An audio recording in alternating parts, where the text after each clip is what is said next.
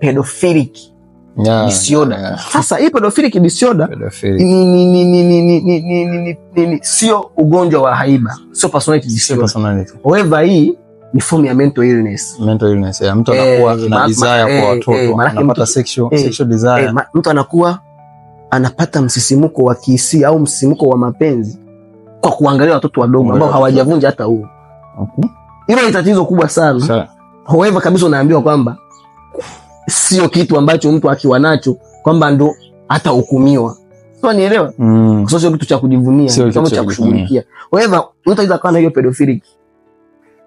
pedophilic disorder akawa anapata hisia na watoto na watoto wadogo.